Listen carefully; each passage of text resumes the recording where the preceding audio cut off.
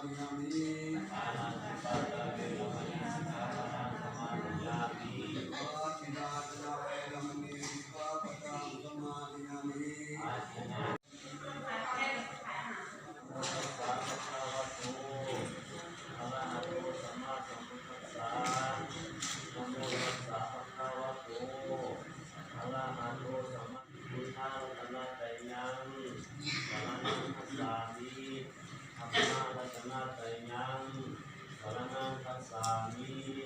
สังฆารัตนะไตยังสรณังคัจฉามิสาธุอุปุสันโฆโอนะธรรมาโนปัฏฐายังพันเตอิทิปัตตานิปัตตานิ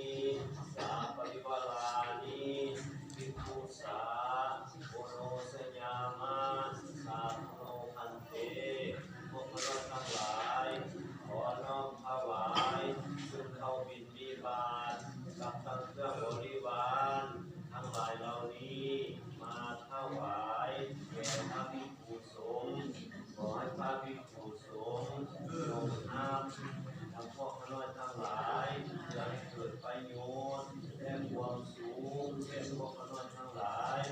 ขอให้พวกน้อยทั้งหลายนี้ให้ได้เกิดวานิพานังสารนังอาสาริธัมมังอายุวัฒนังเตสิริตังยาวานิพานังสารนังอาสาริธัมมังอายุวัฒนังเตสิริตังยาวานิพานังสารนังอาสาริติยังปิโสตังอายุวัฒนังเต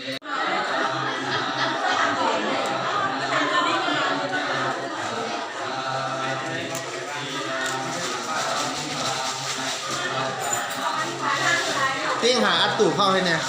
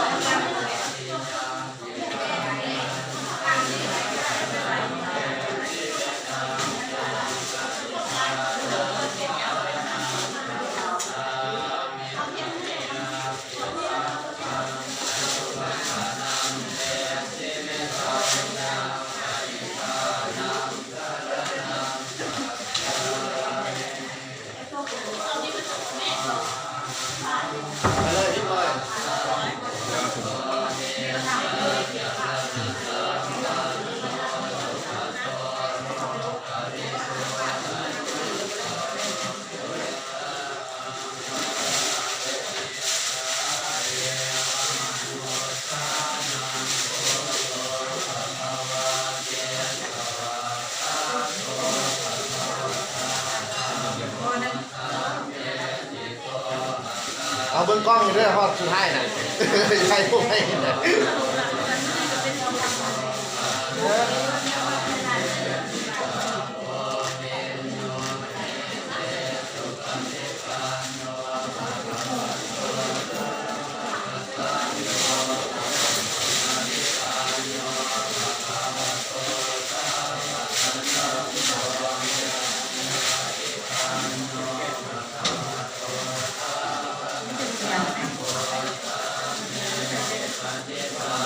บอย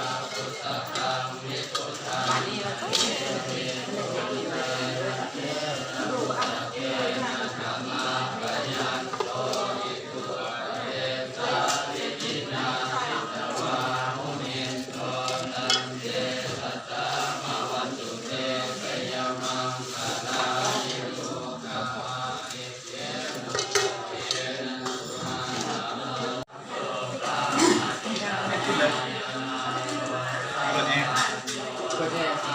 อันเนี้ยจุดเนี่ย แกมันจะเป็นตัวสลิปของทางเสีย เอาดีกว่าเอาปิดประตูเลย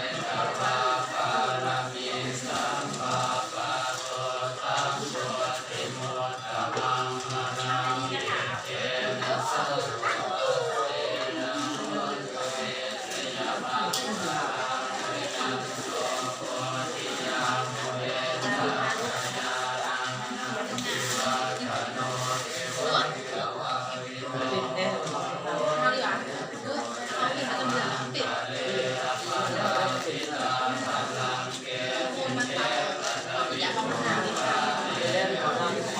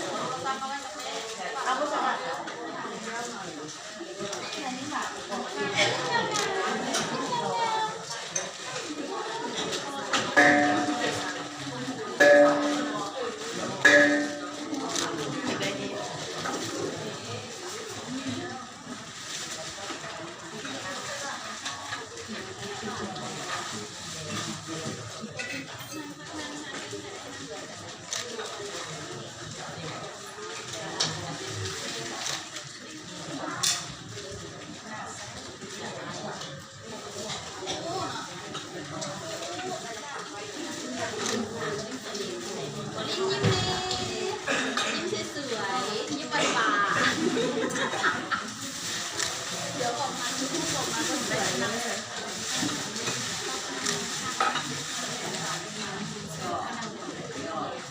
บุรีนั่งแต่บุรีนั่งเพิ่งที่ก่อนนั่งเพิ่งจะได้เป็นแถ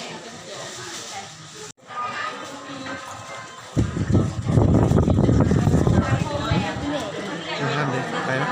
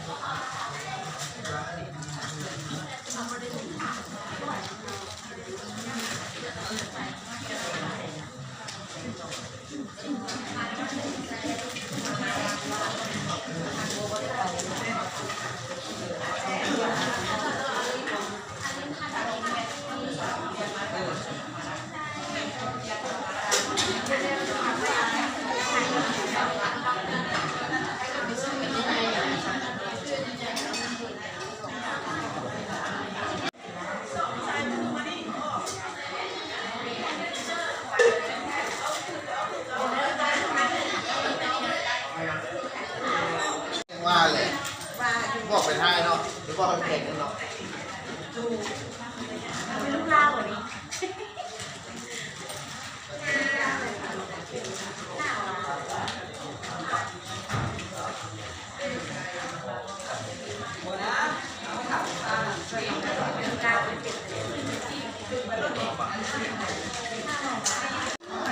ใช่โอ้บ่เห็นในวิดีโอเลยนี่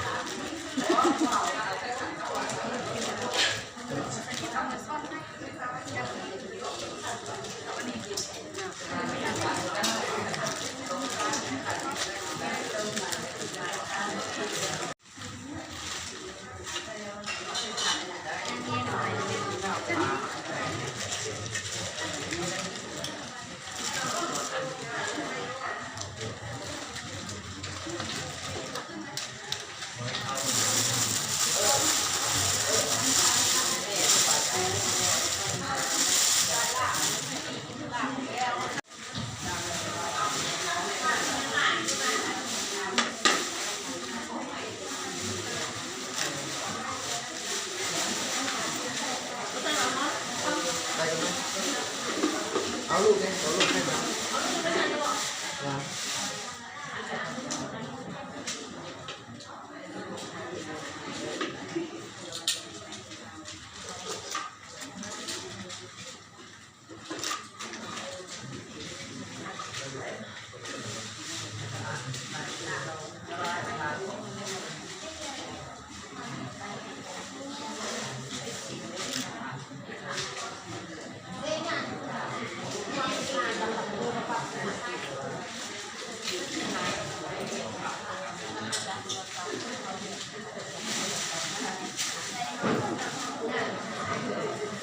นบแน่นบแน่สุดท้ายนะนบแน่เอ็ดทุแน่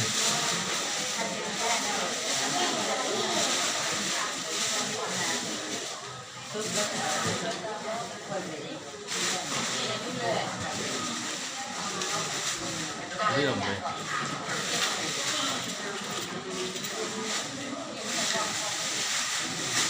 บริอัตตูนะมันเรื่อง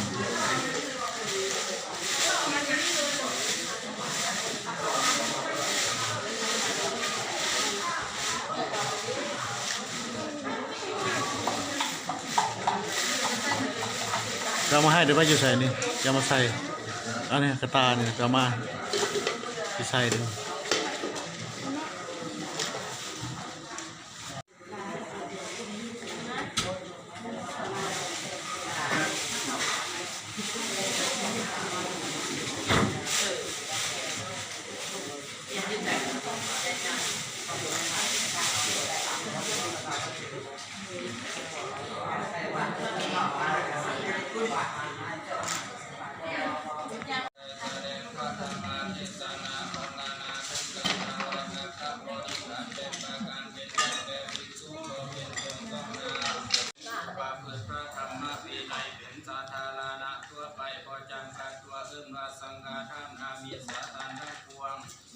เป็นคิดเกิดพูดให้แก่ให้เกิดความสุขกายสบายจิตให้ผู้บริโภคควรที่เมตที่สมผู้บังขอบบังเป็นกุศล